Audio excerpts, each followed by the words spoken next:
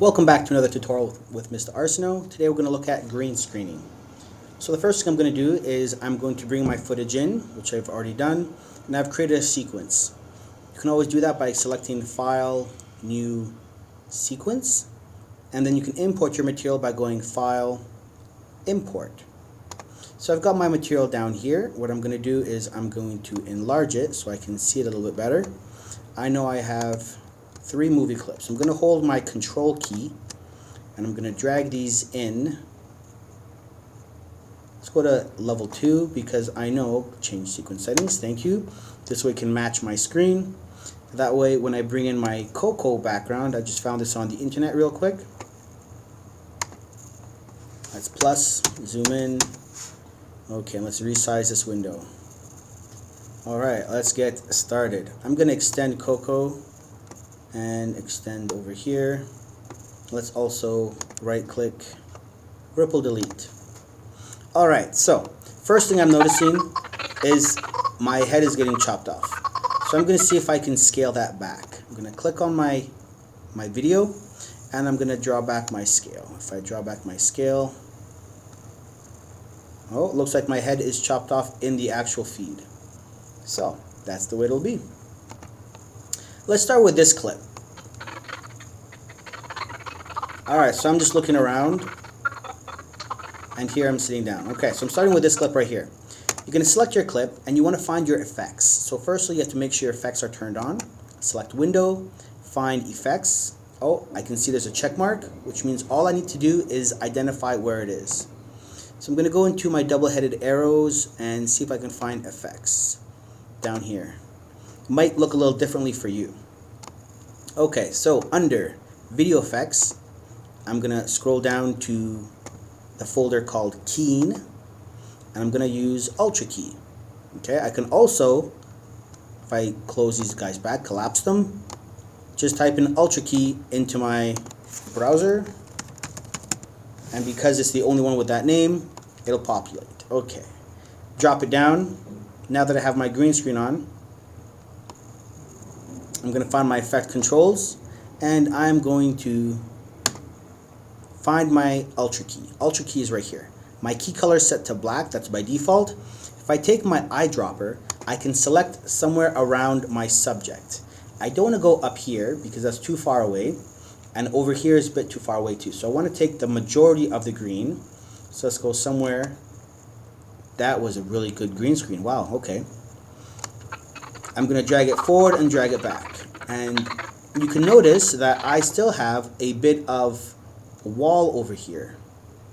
Alright, so what I can also do is take my pen tool and create a mask.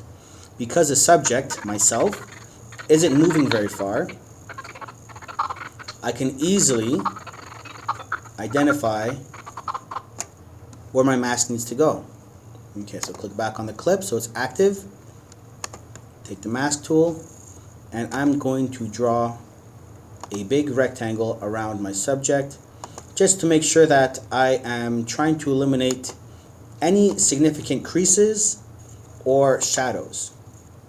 Okay, and that's these guys over here. So now that I have that, I can press enter. Bring you back over here. Great. So I've masked it out. Now all I need to do is take my Coco background and scale that guy up. Motion, scale, and bring you back up. That's not bad there. Okay.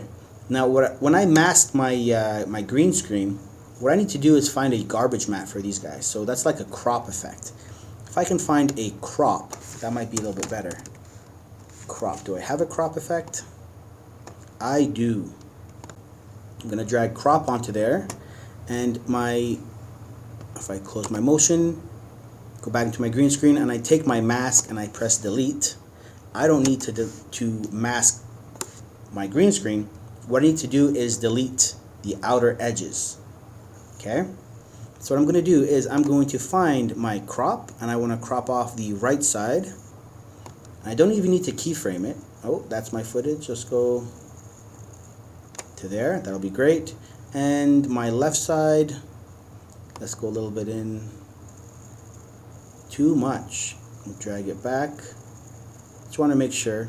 Now, if you look very carefully, you can see the difference in lighting between the green screen and the non-green screen. And it looks like I still have my Ultra Key mask on. Okay, key matte, color suppression, crop, settings. No, it's not. That's fantastic. Okay, so now that I have that there, I can move on. This mask should not even be here because I deleted it. So somewhere it is popping up.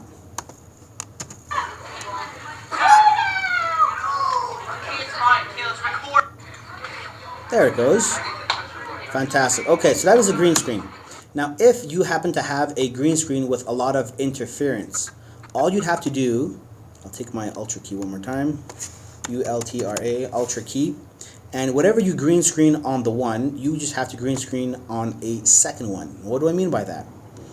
Well, if I assume that I'm taking this yellow or this green over here, excuse me, I can tell that there's a bit of a shadow. So I'm going to poke this layer in the eye, and I'm going to bring up my output settings. Output right there. Change from composite to the alpha channel. The alpha channel tells you what your foreground and background look like. So most of this is green, but you can definitely see the different shades. If you have a really dirty green screen, what you can do is you can play with your spill suppression and your matte cleanup and all those other pieces, and you want to try to make the white bright and the dark darker. Okay? So let's see if I play with spill, for example. When I bump it up, can't really tell much difference. But if I drag it all the way down, can't really tell much difference. Okay, so I'll just press reset. Looks like these aren't for me. I'll try the matte cleanup. Contrast, midpoint, soften, choke. Okay, soften. If I were to soften those pieces, can you guys see how it changes the outline a little bit? It also makes my blacks go a little bit lighter up there. So I'll reset that. What I'd like to play with is the shadow. If I can find shadow. Color correction, matte generation. There we go, shadow. So I'm going to bump it up. It's making the whites whiter. If I bring it back down, it's bringing too much in. Okay, so leave my shadow at 50. Let's try the tolerance. I'll bump you up a little bit. Didn't do all that much. If I bump you back down,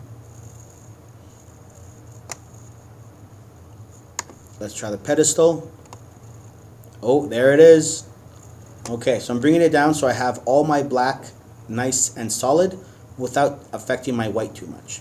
Now that I have that set, I'm going to change my alpha channel back to composite. Now I can see what's what. Now if you happen to have two different color green screens because your shadows are too bright, all you'd have to do is select an additional green screen, drop it in, and you would select your shadows from where the lighting was or where it was taken away from. So once I turn this layer back on, the cocoa background, let's deselect that. That's not too bad. If I were to toggle my effect on and off, you just go green to non-green. And if I were to say bring this guy on top of this other guy over here, we'll just ignore the audio. Let me just mute that. Mute. Okay, blow that up a little bit so we can see it a bit better. And I'll bring my playhead over so we can see both of them. So now, if you look closely, you might be able to see a little bit of a shadow down here from my first green screen. That's one that's underneath. So I'll take the top guy. Maybe I'll scale it down so he's not in the way. Scale, bring you down. Oh, you can see the outlines. See how there's a bit of a fuzz there? That would be a good time to use your secondary green screen effect. Alright, in position, I will drag you over here and drag you down. Boop. There we go. Okay, now I can tell up here that there's a bit of green screen because the cocoa in the background is not as clean of a green screen as it is in my first clip. So I could always go into my second clip. No, which was my second clip? Poke you in the eye. top one. Okay, I can always find my green screen. Number 2, you are already open, and I can take this guy and say green screen from up here.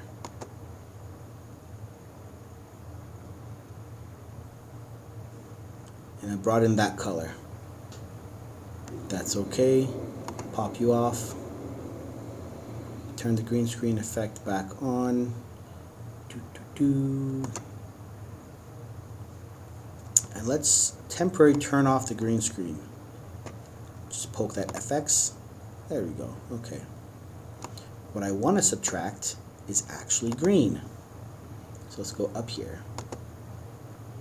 Okay, and now when I turn this guy back on, and I turn the visibility back on, it should look a little bit better. But what I could also do is go into my pedestal and change the colors over there as well. Okay, so while I mess around with that, that is essentially what you need to do for green screening. If I turn them both back on, you can see that I am talking to myself or just pondering to myself. And that's how you have them interact. If I wanted to have this guy behind this guy, all I would do is I would swap their positions.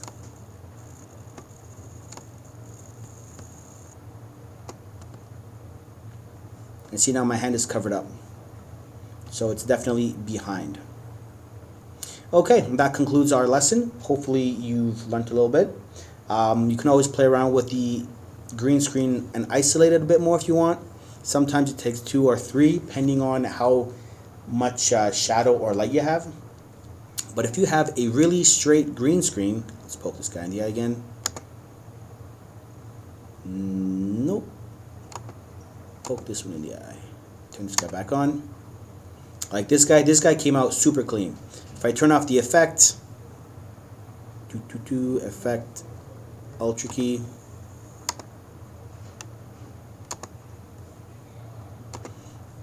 It gets confusing, you can see that. Okay, Ultra key. There.